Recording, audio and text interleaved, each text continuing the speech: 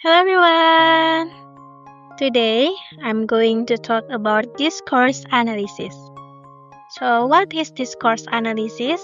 Well, it is the study of how we use language in real life, whether it's in conversation, text, or even social media. It helps us understand not just what people say, but how and why they say it. It's super important because it shows us how language shapes our thought, relationship, and even society. In this presentation, I'll explain four key theories that are used in discourse analysis. These are structuralism, post-structuralism, speech act theory, and pragmatics.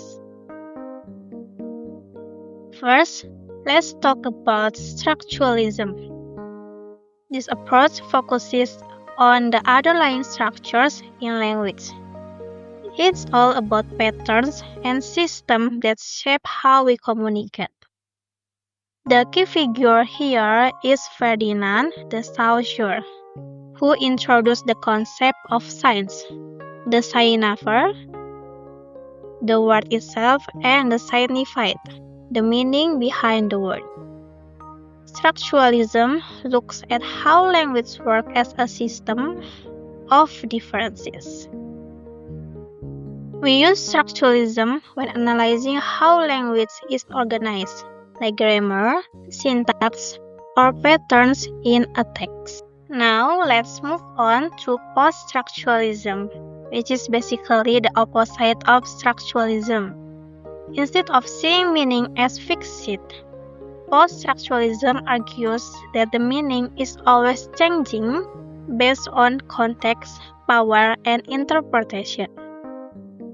Two important thinkers here are Michael Foucault, studied how power shaped discourse, and Jacques Derrida, introduced the contraction which looks at how meanings are unstable. Post-structuralism is useful when analyzing how context, power, or interpretation influence meaning, especially in social or political discourse. Now, let's talk about speech act theory, which focuses on what we are actually doing with language. This theory was developed by G.L. Austin and John Searle. Austin introduces the idea of performative utterance, words that performs an action. Searle expanded this by categorizing speech acts. Speech act theory is useful when analyzing how language is used to perform action, like making requests, giving orders, or making promises. Finally, we have pragmatics, which look at how context influence meaning. One key figure here is H.P. Grace, who introduced the cooperative principle and the maxim of conversation, like being clear, relevant, and concise. Pragmatics is useful when analyzing how context shapes meaning, especially in everyday conversation, humor, or indirect communication. Let's take a simple sentence. Can you close the door? Now, depending on the approach we use, we can analyze it in different ways. Structuralism. In structuralism, we would break the sentence down into its basic parts. Question form can, subject you, verb clause, and the objects the door. It is a common way to form a polity quest in English. Structuralism are all about how sentences are built and how the elements related within the language system. Now, post-structuralism takes a completely different approach.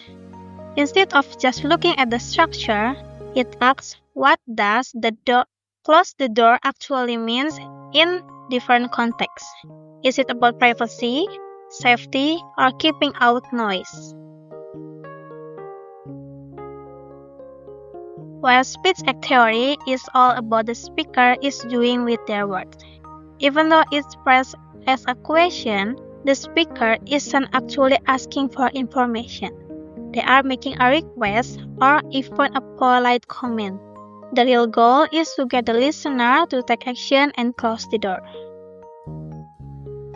And finally, pragmatics. Let's see how the context affects meaning.